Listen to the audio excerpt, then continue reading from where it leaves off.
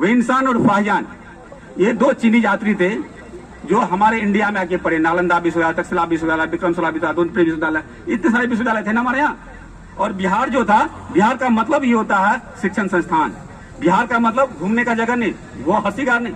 तो इसका बिहार का मतलब होता है शिक्षण संस्थान। यहाँ पढ़ाते थे, यहाँ विश्व भर से लोग आते थे पढ़ने के लिए, हमसे पढ़ने के लिए आते थे। हम पढ़ाते थे विश्व के लोगों को। आज अनपढ़ हमारे कहलाते हैं। आज हम बिहारी अनपढ़ हमारे कहलाते, बिहारी गाली बन गई। क्यों बन गई?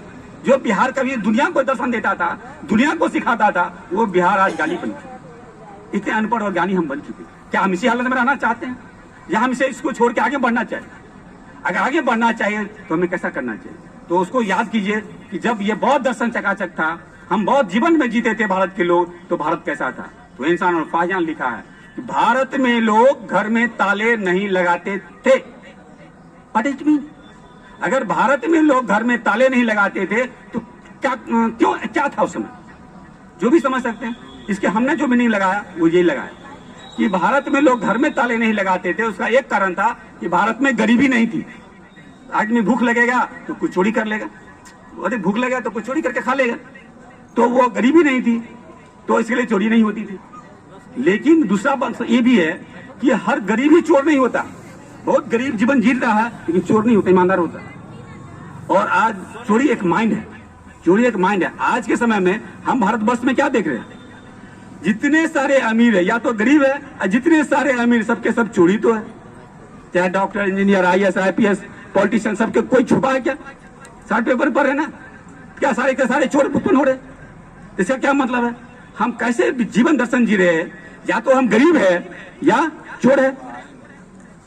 क्या ऐसा जीवन चाहिए क्या? और एक ऐसा समय था कि हमारे यहाँ कोई घर में ताला नहीं लगाता। ताला मतलब सिक्योरिटी, सिक्योरिटी के लिए ताला लगाते ना, हमारे यहाँ नहीं लगाते, खुला खुला रहता था सब कुछ। इस उन्नत माइंड में हम रहते थे। इसका मतलब हम समृद्ध भी थे, गरीब नहीं थे। आज अगर आप चले जाए यूरोप महादेश में, तो पूरे यूरोप महादेश में जो सबसे गरीब आदमी है वो डॉक्टर राजीव से बेहतर जीवन जीता।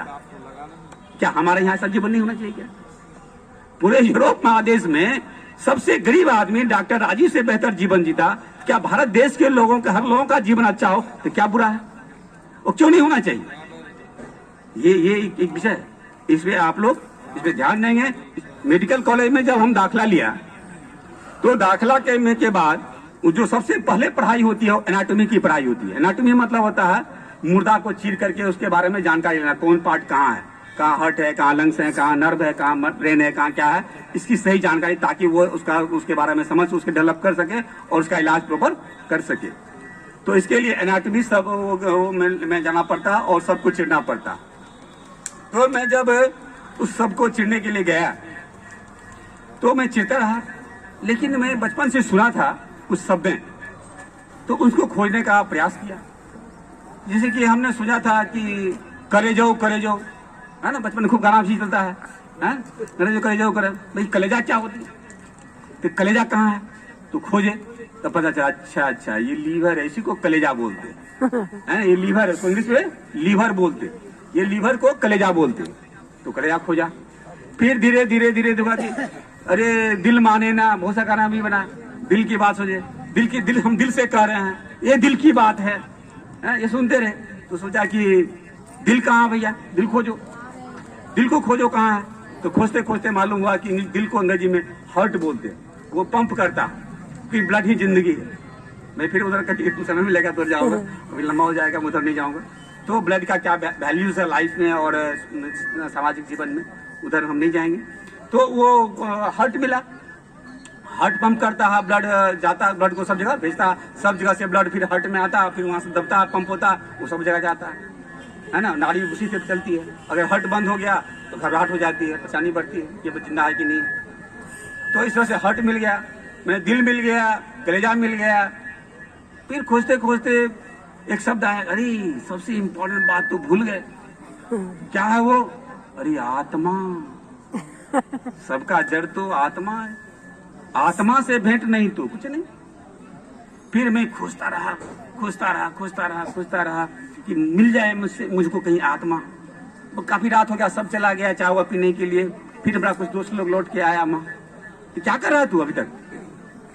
अरे हम आत्मा खोज रहे हैं। गधा है क्या यार, हम आत्मा खोज रहे हैं, तुम लोग का खाता है? हाँ तो गधा है। अरे आत्मा तो जिंदे में होते हैं ना, मुर्दा में थोड़ी होते। तो हमको समझ में, हाँ तो ठीक बोला, हाँ ये बात तो ठीक बोला, आत्मा तो जिंदा में होती है, मुर्दा में होती नहीं है। तो अब क्या करें? तब हमने प्लान किया कि हम सर्जन बनेंगे, जिंदा को चीरेंगे और खोजेंगे कहीं मिल जाए, कहीं दर्शन हो जाए उनसे हमारी। मैं सर्जन बना, और कितना बड़ा सर्जन बना कि मैं 14 घंटा तक लगातार ऑपरेशन कर सकता हूँ, सिंगल अकेले। 9 बजे हम रात में शुरू किया और 9 बजे रात 12 बजे रात में हम खत्म करते हैं, उतना बड़ा ऑपरेशन। तो उसने के बावजूद भी हमको कभी आत्मा से भेंट नहीं। आप प्रॉब्लम है, हम आत्मा से मिलना चाहते हैं और हमारे शरीर के अंदर है, फिर मिलता क्यों नहीं है? वो क्या गड़बड़ है, कुछ पता नहीं। पूरा वैदिक साहित्य पढ़ाते थे और फिर आत्मा को खोजते थे, मिलता नहीं था। अचानक एक बार एक हमारे मित्र थे, बड़े थे, वो हमको आए, हमको बुद्ध के बारे में कुछ बताया, बुद्ध का दर्शन की किताब उताब दी। मैं उसको पढ़ने लगा। पढ़ते मुझे एक बात उस लाइन समझ में आई, क्यों लिखा हुआ है, existence of body and mind is life. अगर लाइफ में बॉडी और माइंड का कोरिलेशन बना रहेगा तो आदमी जिंदा रहेगा। अगर बॉडी और माइंड का कॉम्बिनेशन खत्म, आदमी खत्म। ऐसा लिखा। क्या लिखा? ये तो आत्मा की बात ही नहीं करता। बुद्ध के दर्शन में तो आत्मा है ही नहीं, ये आत्मा की बात नहीं करती। तो कहते हैं कि बॉडी और माइंड तो है, बॉडी है, ये तो समझ में आती है, ये माइंड है, ये बॉडी है, और बॉडी और माइंड का एग्जिस्टेंस रहेगा तो लाइफ है। फिर मैं मेडिकल साइंस के बुक को खोला, फिर मैं मेडिकल साइंस के बुक को खोजते पाया कि मेडिकल साइंस क्या क्या लिखता है। आज का समय में जो मेडिकल साइंस इतना डेवलप दुनिया का, ये क्या कहता है? तो उसमें भी यही कहता है, sure sign of death is brain death. Sure sign of death is brain death. फिर हमने सोचने लगा, भैया क्या कह रहा है? ये तो बुद्धा से मिलता है। बुद्धा तो बोलते हैं बॉडी और माइंड का रिश्ता, ये तो मिलता है मेडिकल साइंस का बात। ये क्या चक्कर है? आप देखेंगे कि जब आदमी का स्थिति ठीक नहीं रहता है तो डॉक्टर बोलता है कि बड़ी इसका सांस नहीं चल रहा, जल्दी ऑक्सीजन लो। ऑक्सीजन देता है तो उसको सांस मिलती है। फिर से पूछता है क्या चाहिए, बताओ, ये हार्ट बंद हो गया, ये पंप करो, कार्डियक प्रेशर देता, पंप देता और वाइजन देती है ना। वो डिक्लेयर नहीं करता। हार्ट बंद हो जाए, लंग्स बंद हो जाए, डेथ डिक्लेयर नहीं करता। उसके बाद भी दिक्कत होती है, कहता है टॉर्च लो तो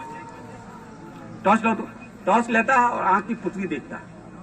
आंख की पुतली का डायरेक्ट कनेक्शन होता है ब्रेन से, आंख की पुतली का डायरेक्ट कनेक्शन होता है ब्रेन से, तो ब्रेन में देखता है। तो उसका मतलब क्या है कि जो पुतली जो होती है वो डायलेट करता है दोनों साइड का, और लाइट से कोई रिएक्शन नहीं। पुतली जो जैसे लाइट दीजिएगा वो नैरो हो जाएगा। दिन में देखिएगा पुतली जो आपका चौड़ा रहे, नैरो हो जाएगा, रात में बढ़ जा फैल जाता है। तो लाइट से वो रिएक्ट करता है, लेकिन वो कोई रिएक्शन नहीं होता, दोनों तरफ फैल जाता है, दोनों आंख की पुतली फैल जाती है और लाइट से कोई रिएक्शन नहीं करता। तो डॉक्टर समझ जाता है कि ब्रेन का डेथ हो गया, अब इस पे कोई प्रयास करने से कोई मतलब नहीं है। मतलब brain death is sure sign of death, और डॉक्टर डिक्लेयर कर देता। मतलब जो बातें बुद्धा ने उस समय कहा, आज का जो मॉडर्न वर्ल्ड का साइंस जो है सेम चीज को रिपीट करता है। सेम वही कहता है कि आत्मा नाम की कोई परिकल्पना ही नहीं। बॉडी और माइंड का रिश्ता है तो जिंदा है, बॉडी और माइंड का रिश्ता नहीं है खत्म हो जाएगा, कोई नहीं बचेगा। ये चीज। तो इसका मतलब कि आत्मा के बारे में जो कुछ आप सुने, जो कुछ बताई जाती है, ये मिथ्या है, ये मिथ्या है। आत्मा नाम की कोई चीज होती नहीं है। ये हमारे मन का एक उपज है कि आत्मा होती है और आत्मा परमात्मा में मिल जाती है, आत्मा परमात्मा में मिल जाती है। ये हम मनुष्य ने इसको उपजाया। क्यों से समझ सकते हैं? प्रकृति, आज हम किसी भी जाति के लोग हों, किसी भी धर्म के लोग, इस दुनिया में किसी भी जन का लोग हो, अगर हम उसको देखते हैं तो क्या देखते हैं कि सबसे पहले सबके पूर्वज नंगे रहते थे, जंगल में रहते थे, कच्चा मांस खाते थे और फल खाते थे। पेड़ पौधा में जो फल मिल गया वो खाते थे और कच्चा मांस खाते थे। बाद में जब पाखंड युग आया, स्टोन युग आया, आग का आविष्कार हुआ और लोगों ने वो जीव को जलते दिखाया तो लगा बड़ा टेस्टी होता है, तो फिर पका के खाने लगा। तो धीरे धीरे क्रमशः हम उसको, हमारे पूर्वज ने अपने दिमाग का इस्तेमाल करते हुए प्रकृति को समझते हुए यहाँ तक आए। मतलब क्या है? Understanding of nature is very important. प्रकृति के मुताबिक जीवन जियो, अगर नहीं जियोगे तो जिंदा नहीं बचो।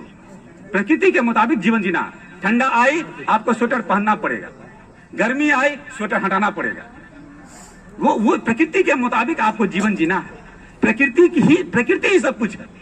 प्रकृति के पड़ा कुछ भी नहीं है, प्रकृति के पड़ा, प्रकृति के बाहर कुछ भी नहीं है। सब कुछ प्रकृति में विलीन हो जाता है, प्रकृति के बाहर कुछ भी नहीं है। यह प्रश्न खड़ा करना कि प्रकृति को किसने बनाया, ये यथार्थ बेहुदगिरी है, अज्ञानता है। ये अज्ञानता है। प्रकृति के बाहर कुछ भी नहीं, सब कुछ प्रकृति के अंदर है। प्रकृति के नियम को फॉलो करो। प्रकृति के नियम को फॉलो नहीं करोगे प्रॉब्लम में पड़ोगे, प्रॉब्लम में पड़ोगे। यही सनातन है, यही शाश्वत है। सनातन कुछ और भी नहीं है। सनातन का मतलब जो पहले कल भी था, आज भी है और कल भी रहेगा, यही सनातन है। आप सब साइंस स्कूल के टीचर्स और विद्यार्थी थे, आप हमको बताएं, न्यूटन का नाम सुना होगा आप लोगों ने। न्यूटन ने क्या किया? न्यूटन का क्या देन है दुनिया को? गुरुत्वाकर्षण को, गुरुत्वाकर्षण के खोज दिया उन्होंने। कैसे खोज किया पता है? गुरुत्वाकर्षण की खोज कैसे किया? वो एक पेड़ के नीचे, सेब के पेड़ के नीचे बैठे थे। वो एक सेब के पेड़ के नीचे बैठे थे और सेब का पेड़ जो है वो सेब नीचे गिरा। तो बोले ऊपर क्यों नहीं गया, साइड में क्यों नहीं गया, नीचे क्यों गया? वो उसको मनन करना शुरू किया, पता कर सोचते उन्होंने पाया ये गुरुत्वाकर्षण पृथ्वी को अपनी तरफ खींच लेती है। पृथ्वी में इतनी ताकत है, सब कुछ को अपनी तरफ खींच लेती है।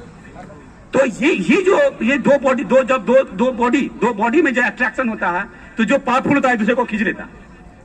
दो बॉडी, हम दो आदमी अगर टकराएं, एक दूसरे को खींचे तो कौन खींचेगा? जो ताकतवर होगा हम खींच लेगा।